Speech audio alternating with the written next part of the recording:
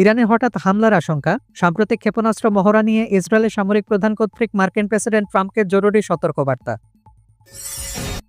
লেবাননে আবারও ইসরায়েলি হামলা, যুদ্ধবিরতির মধ্যে দক্ষিণ লেবাননের ইয়াতে শহরে বিমান হামলায় হিজবুল্লাহর 2 নেতা লক্ষ্যবস্তু। ইরানে ক্ষেপণাস্ত্র হামলায় ইসরায়েলের ব্যাপক ক্ষয়ক্ষতি, ইসরায়েলি গণমাধ্যম প্রথমবার স্বীকার করল গোপন রেখেছিল নেতানিয়াহু সরকার। ফিলিস্তিনি কিশোরকে খুব কাছ থেকে গুলি করে হত্যা, পশ্চিম তীরে ইসরায়েলি হামলা প্রতিরোধের তীব্র উত্তেজনা, নিহত 16 বছর বয়সী রায়ান। আবারও ইরানে হামলার ছক কষছে ইসরায়েল। চলতি মাসে যুক্তরাষ্ট্র সফরে প্রেসিডেন্ট ডোনাল্ড ট্রাম্পের কাছে নতুন পরিকল্পনার বিস্তারিত তুলে ধরবেন প্রধানমন্ত্রী বেনিয়ামিন নেতানিয়াহু। এক প্রতিবেদনে চাঞ্চল্যকর এই তথ্য প্রকাশ করেছে মার্কিন সংবাদ মাধ্যম এনবিসি নিউজ। প্রতিবেদনে বলা হয়েছে, ব্যালিস্টিক মিসাইল উৎপাদন বাড়িয়েছে তেহরান, যা তেল আবিবের মূল মাথা ব্যথা। পারমাণবিক কর্মসূচি সীমিতকরণ ইস্যুতে ইরান ও যুক্তরাষ্ট্রের লাগাতার বৈঠকের মধ্যেই ইরানের ভূখণ্ডে হামলা চালায় ইসরায়েল। জুনের শেষ সংঘাত স্থায়ী হয়েছিল 12 দিন, যাতে ব্যাপক ক্ষয়ক্ষতির শিকার হয় দুপক্ষই। ভেস্তে যায় পরমাণু ইস্যুতে আলোচনাও। সবশেষ সংঘাতের 6 মাস না পেরোতেই আবারও ইরানে হামলার ছক কষছে ইসরায়েল। মার্কিন সংবাদ মাধ্যম এনবিসি নিউজের এক প্রতিবেদনে উঠে এসেছে এই তথ্য।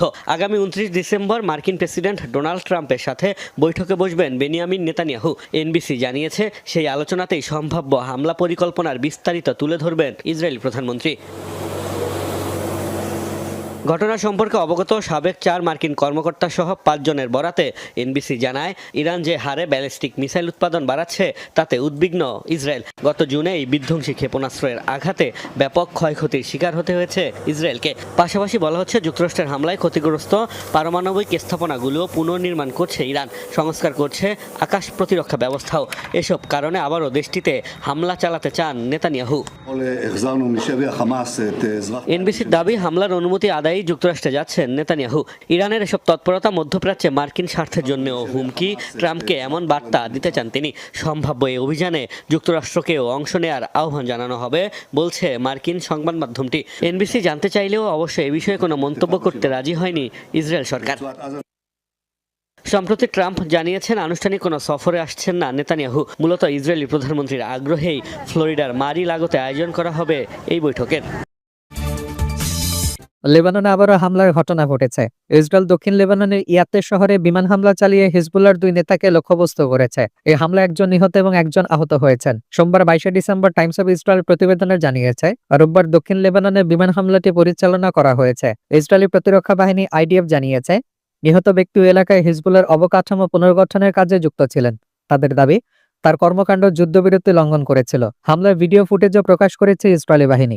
লেবাননের স্বাস্থ্য মন্ত্রণালয় জানিয়েছে, হামলার সময় ইয়াতে শহরে একটি গাড়ি এবং একটি মোটর বাইকে আঘাত করা হয়। এতে একজন নিহত হন এবং আরেকজন গুরুতর আহত হন। ইয়াত শহরটি ইসরায়েল সীমান্ত থেকে প্রায় 5 কিলোমিটার দূরে অবস্থিত।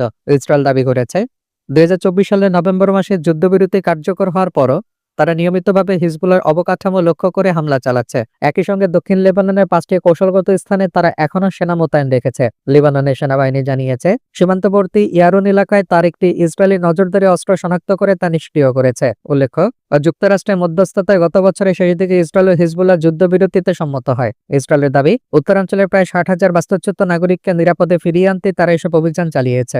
যুদ্ধবিরতির পর থেকে ইসরায়েল 380-র বেশি হিজবুল্লাহ সদস্য ও মিত্রগোষ্ঠীর যোদ্ধাকে হত্যা করেছে। এছাড়া শত শত অবকাঠামো লক্ষ্য করে হামলা চালানো হয়েছে। শুধুমাত্র দক্ষিণ লেবাননে ইতোমধ্যে 1200-র বেশি অভিযান পরিচালনা করা হয়েছে।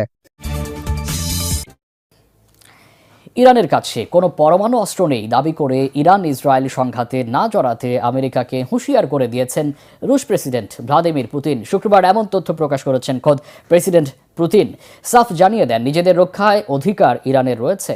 রুশ প্রেসিডেন্ট জানান, কয়েকদিন আগেই এ নিয়ে যুক্তরাষ্ট্র ও ইসরায়েলের সাথে কথা বলেছেন তিনি।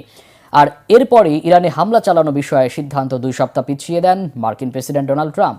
প্রশ্ন উঠেছে, পুতিনের হুমকিতেই কি পিছু হটলেন ট্রাম্প? তারপরও ইরানের ওপর আমেরিকা হামলা চালালে যুদ্ধে জড়াবে কি রাশিয়া?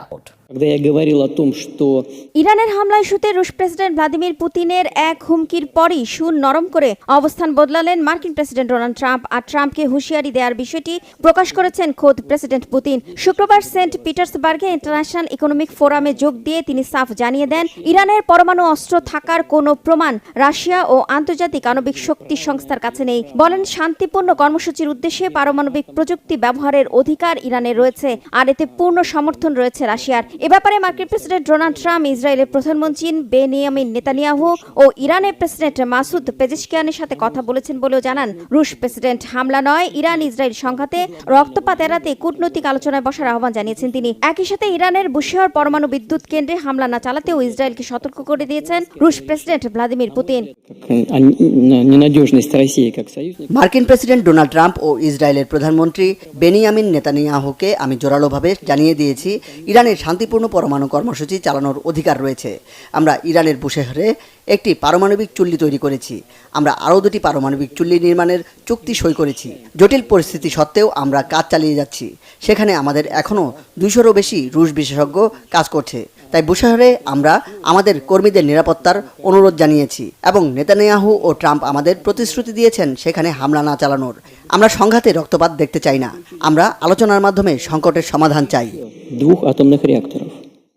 ইসরায়েলের পক্ষে ইরানের উপর যুক্তরাষ্ট্র হামলা চালালে গোটা মধ্যপ্রাচ্য অস্থিতিশীল হয়ে পড়বে এবং পারমাণবিক বিপর্যয়ের ঝুঁকি তৈরি হবে বলেও সতর্ক করে দিয়েছেন রুশ প্রেসিডেন্ট। বিভিন্ন গণমাধ্যমের সূত্র জানিয়েছে, এরই মধ্যে ইসরায়েল ইরান সংঘাতের তীব্রতা বেড়ে যাওয়ায় রাশিয়া একটি কঠোর সতর্কবার্তা জারি করেছে এবং সংঘাত যদি আরও তীব্রতর হয় তাহলে সম্ভাব্য হস্তক্ষেপেরও ইঙ্গিত দিয়েছে। আর এ ব্যাপারে ক্রেমলিন ইসরায়েলি প্রধানমন্ত্রী নেতানিয়াহু ও মার্কিন প্রেসিডেন্ট ডোনাল্ড ট্রাম্পকেও সরাসরি সতর্কবার্তা পাঠিয়েছে। আর এরপরই একই দিন শুক্রবার ইরান ইসরায়েল সংঘাতে নিজেদের সরাসরি জড়ানোর বিষয়ে চূড়ান্ত সিদ্ধান্ত নিতে 2 সপ্তাহ সময় নেন মার্কিন প্রেসিডেন্ট ডোনাল্ড ট্রাম্প। প্রশ্ন উঠেছে, রুশ প্রেসিডেন্ট পুতিনের হুমকির পরও আমেরিকা যদি সংঘাতে জড়িয়ে পড়ে তাহলে ইরানের পক্ষে রাশিয়া যোগ দেবে কিনা? কেননা মধ্যপ্রাচ্যে ইরানই হচ্ছে রাশিয়ার একমাত্র শক্তিশালী মিত্র। তাই ইরান ক্ষতিগ্রস্ত হলে ওই অঞ্চলে নিজের শক্তিশালী বন্ধু হারাবেন পুতিন, যা ভবিষ্যতে তার জন্য সুখকর নাও হতে পারে। বরাবরই পশ্চিমাদের বিরুদ্ধে লড়াইয়ে পুতিনকে সহযোগিতা দিয়ে আসছে ইরান। তাই সবকিছুর আড়ালে মূল ক্ষমতাবান খেলোয়াড় হিসেবে দেখা হচ্ছে রুশ প্রেসিডেন্ট ভ্লাদিমির পুতিনকেই। Трампом поставили это. ইরান ইসরায়েল সংঘাতে আমেরিকা জড়ালে ভয়াবহ বিপজ্জনক পরিস্থিতি তৈরি হবে বলে সতর্ক করে দিয়েছে ইরানও। তবে সংঘাতের 9ম দিনেও চলছে তীব্র পাল্টাপাল্টি হামলা। ইরানের মিসাইল হামলায় বিধ্বস্ত হয়ে গেছে উত্তর ইসরায়েলের বহু ঘরবাড়ি। আর ইরানকে লক্ষ্য করে শনিবার 40টিরও বেশি ড্রোন হামলা চালিয়েছে বলে দাবি করেছে ইসরায়েল। হামলা চালানো হয়েছে ইরানের ইস্পাহান পরমাণু কেন্দ্রেও। ইসরায়েলের হামলায় এ পর্যন্ত নিহত হয়েছে 400-রও বেশি ইরানি নাগরিক। আহতের সংখ্যা 3000 ছাড়িয়ে গেছে।